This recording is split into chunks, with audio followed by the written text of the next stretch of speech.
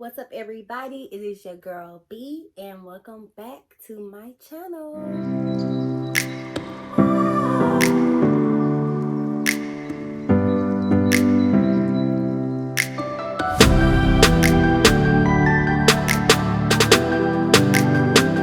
So, y'all, I know it's been a year since my first vlog, and I am just now posting again. But hey, life happens.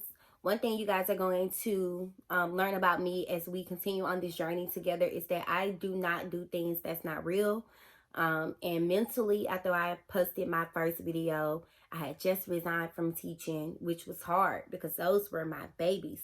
But I just had so much going on, not only professionally, but personally. Now that I look back, I'm like, Mega wasn't even one yet. So maybe it was postpartum, or maybe it was a pre-midlife crisis, or, I don't know. But I just felt so unhappy. And I knew that what I was doing, solely what I was doing, just waking up, teaching, and it just wasn't me. And so I needed something to drive me. And instead of just being consistent and keeping my job, sticking it out, being a big girl, I was like, you know what, I'm done. As soon as my boyfriend was like, hey, you don't have to do that, I was like, oh, cool. Bam, I sent my email that day. But it took a weight on me, and where I thought that, oh, I'm not teaching, so I have all this time to write and to create. It just didn't work like that because I was so worried about so many other things. But so a life update. I am back teaching. I do enjoy it. I enjoy being with my students so much. And so I'm back teaching, but I now have a plan for myself, and I work on different things as I'm like teaching. Now I plan up. That way I'm not having to do it every day, and I can work on creative content and things like that. So, yeah.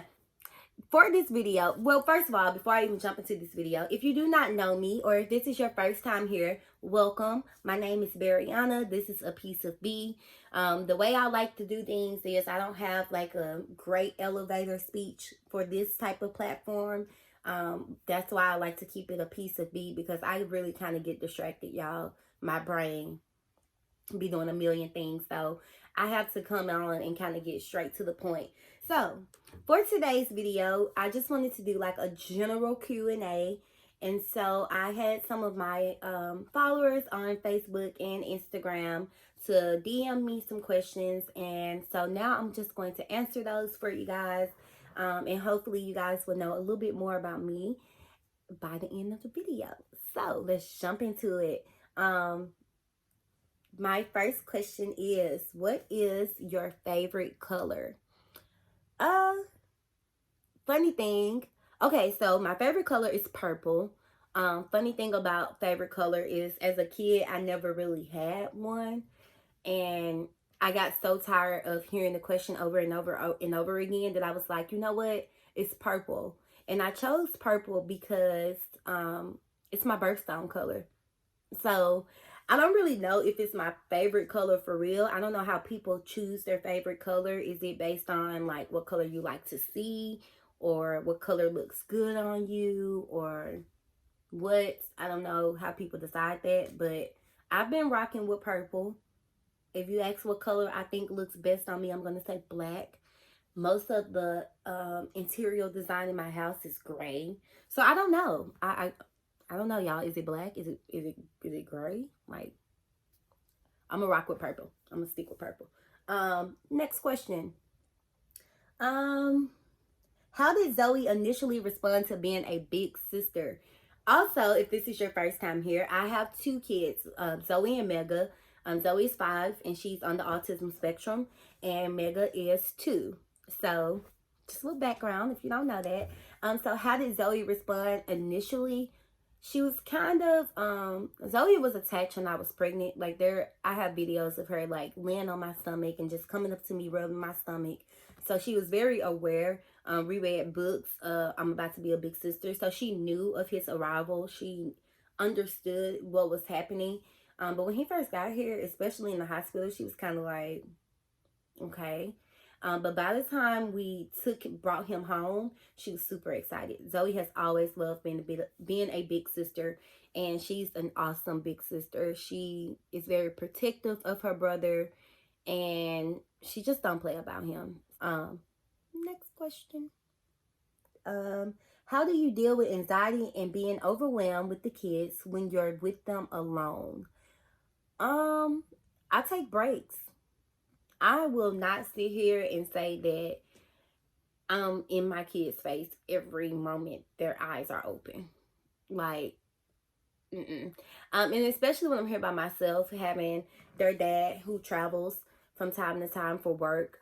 Sometimes I'm here by myself for a week, for a full week with them, which is different than when he's here, because I can have those moments where I'm like, hey, babe, you get them and I'm gonna wash dishes and you go put them in the tub, and I'm getting that break.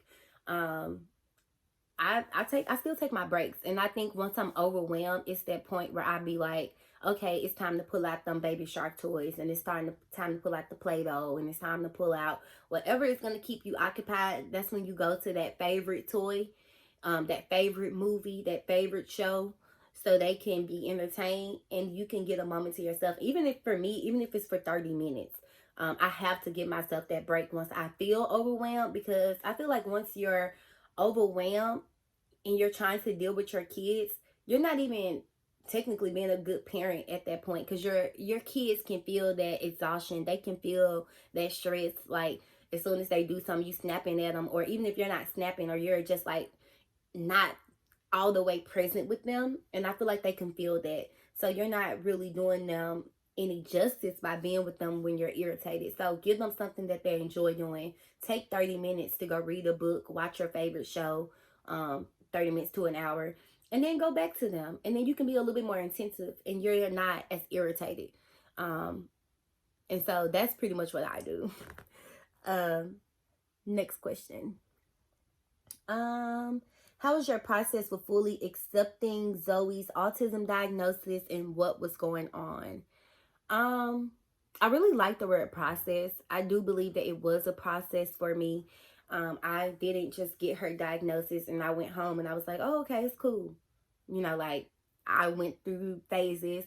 But the first step in the process of, to me, in my opinion, and being who my child needed me to be, was educating myself on what autism was. And once I educated myself on it, I wasn't ashamed of my child, and I wasn't ashamed of who, like, I wasn't afraid to tell anyone. I wasn't afraid to ask for resources. And so that process for me just initially started with educating myself. And then I knew that all of the great things that could come from this. I knew that, okay, some of them are nonverbal, but some of them are verbal, and we can get them to a verbal stage.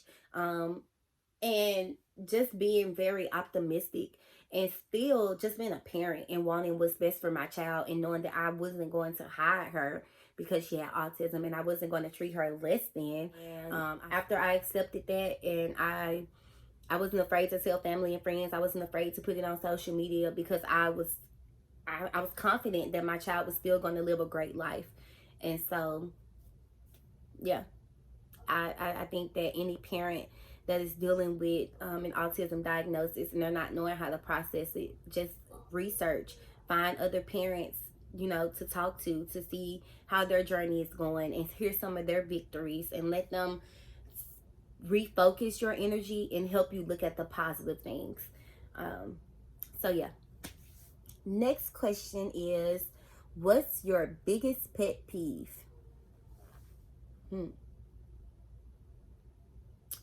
Biggest pet peeve.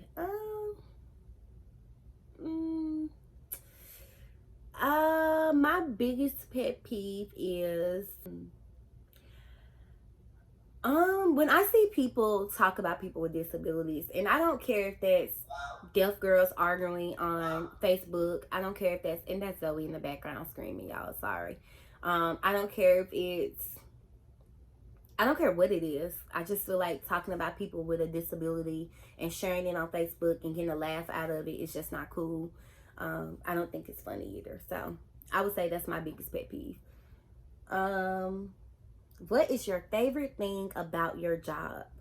So, as I said, I am a teacher. I am a high school social studies teacher, and I teach ninth and 12th grade this year. Typically, I've been teaching 10th through 12th, but it works with ninth grade. It's my new babies. But my favorite thing about my job are my students, hands down. I do it for my students. They're, my students are what keeps me in education. Um, and just being able to mentor them and being able to interact with them and watch them learn new things is just so great, and it's so rewarding. And more than anything, I love that they can talk to me. They feel comfortable talking to me about anything. So not only am I able to educate them academically and teach them about social studies, I'm also able to give them life skills. I'm also able to tell my young girls, like, hey, I know you think you got it all figured out, but no, you know what I'm saying? Like, that's not cool. Or don't let nobody disrespect you. I'm able to tell my young boys that you're able to have feelings and you're able to. So it's just so many things that comes with just being a teacher and being able to interact with students. That's just so rewarding for me, that has to be my favorite thing about my job. And I feel like if you know any teacher that says their favorite part of their job is anything other than the students, then I don't know. Let me know what school they work at or something. Next question. Do you believe all things can be healed with time? I believe as a all things can be healed with time. Yes and no. When we're speaking in regards to being healed with other people, then no. I don't think all things can be healed. I think sometimes all relationships can be healed. I think sometimes people go too far. I think sometimes once the line is crossed, then that's just what it is. And me personally, I'm just a huge person on once you cross that line, you gotta stay there. And but as far as healing for yourself and within on a personal journey, yes, I think all things can be healed. I don't think all relationships can be healed. Um, because if somebody is, or something that has happened to you with another person is hindering your growth or stopping you from, or preventing you from being happy, then yes, eventually you need to go to a counselor or get a journal or talk to a friend or anything, any type of outlet, or to begin your healing process for you.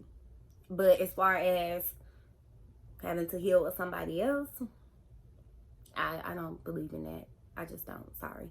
Next question. Um, what's the importance of communication in a relationship? I think communication is number one. It should be, if the most important thing in a relationship, and I feel like it should be number one on that list of things that we say is important to us in a relationship. I think communication should be everyone's top thing, because we're not all raised the same. We don't all have the same life.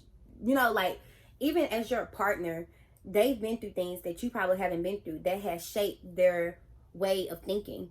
And I know I have this really bad, especially my biggest thing with communication is I don't like to communicate things that I believe to be common sense.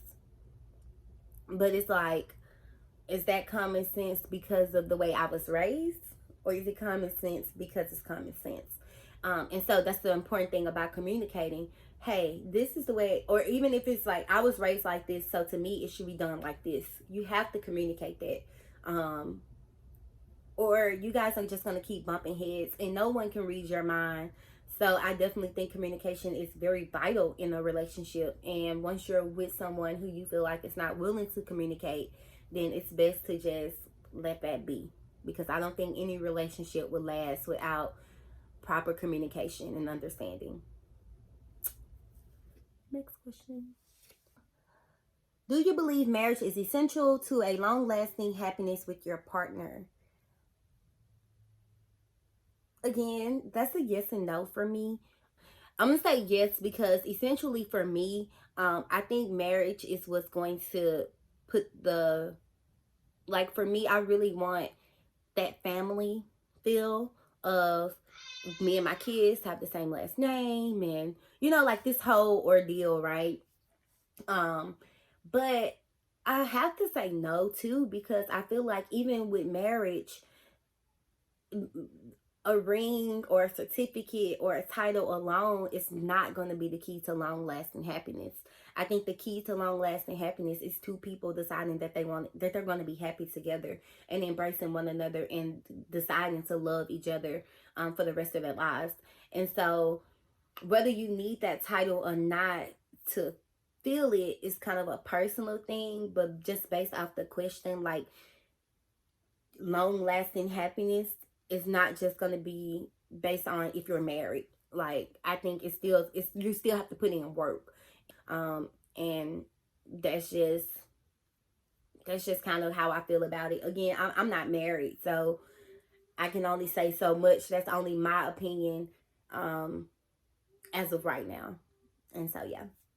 And so I think it's working on it, communication. What you put in is what you get out. So yeah. Next question. Would you recommend therapy to couples and or single parents? Yes, absolutely. 100%. I think especially when we're talking about couples therapy, sometimes we need somebody to sit in as kind of a mediator. We need someone who is not going to have a biased opinion. Because friends and family is not that ear. And not only that, sometimes it's just uncomfortable to talk to friends and family about what's going on in your relationship, especially if you have people who are not, that, you know, like your partner may feel like they're not looking out in my best interest. And so when you go to a therapist, they're not biased, they're not picking a side, they're only giving you the tools that you need to meet your goals. You go and you say, hey, this is my goal, and they're like, okay, here are the tools that you need to get there. Okay, and they're not judging. And so I definitely think couples therapy or any type of therapy that you may need, whether it may be for depression, anxiety, um single mom, you know, parenting, like whatever it may be, go. Like, I feel like therapy and like therapists are put here to make our lives easier, or to help us have more fulfilled lives and help us find our inner happiness. And so I definitely recommend, like, I go. Okay. And the last question is, how do you balance motherhood while not letting that be all who you are and how people see you? Um, Simply by and this is nothing, like, I know some awesome stay-at-home moms, but simply by just staying active, by not losing focus. And I know some stay, and what I'm saying in that is I can't even stay at home, y'all. I'm going crazy during this quarantine, okay? Because I can't focus on anything besides being a mom. I can't, like, every time I try to sit down and do something, it's like my kid wants some out the pantry. Oh, okay. Now y'all want to watch TV. Oh, okay. Oh, let me sit down, do some one-on-one playtime. Oh, okay, let's do something educational. And so it's like I can't really focus on doing other things the way that I normally can. Like, normally if I'm going to work during my planning period, I'm either planning up or I'm writing a blog or I'm, you know, and so I'm able to do other things to where it's not just like focus on being a mom. So definitely creating a space for yourself, for your dreams, for you to be able to pursue those dreams. So even if you are a stay-at-home mom, creating a schedule. And that's another thing with me right now being at home. I don't have a schedule for my kids, and I'm working on it. But right now I don't have one. So it feels kind of overwhelming. But I create a space for myself. I work on my blog. I have a career. I continue my education. And so I just do little things that makes me happy. I do other things to, and I think that it's important as to keep your individuality. Even though you are a mom, I'm still Bariana, and I still have goals for myself. I have goals as a mom, and then I have goals as an individual. There goes Zoe. And so you say hi? And so yeah, pretty much that's how I kind of find that balance. I still, and another thing, and a huge part of me being able to do these things is utilizing your resources, utilizing your village, your people who love you, who love your kids, who are willing to get them, let them come over for a few hours so you can do something else. And like, don't get stuck in just being a mom. Like, I know those first few years, y'all, I didn't do nothing. I didn't let nobody keep my kids. I kept my kid. I kept Zoe. I said kids. I only have one. By the time Mugga came, I was hip to it. Like, what? What did they say? Auntie, you said you want to come get? Okay, I'm finna pack them up. He'll be like 30 minutes. I'm for real. I'm talking about. I get them, especially when you know you have people that love your kids. Like, allow them to go. Get a break. Start a hobby. Like, do things that you love. That way you don't feel like, oh, it's just me and my kids. And then by the time your kids turn 18, you feel like they owe you their lives because you have stopped living yours. And when you could have been an excellent mother and still get to go on a trip and still get to start a business and still get to have a career and still get to be happy, you know. So it's not just about being a mom. Like, it doesn't stop there. And I think when you live in that space, you're not even able to be fulfilled for everyone else.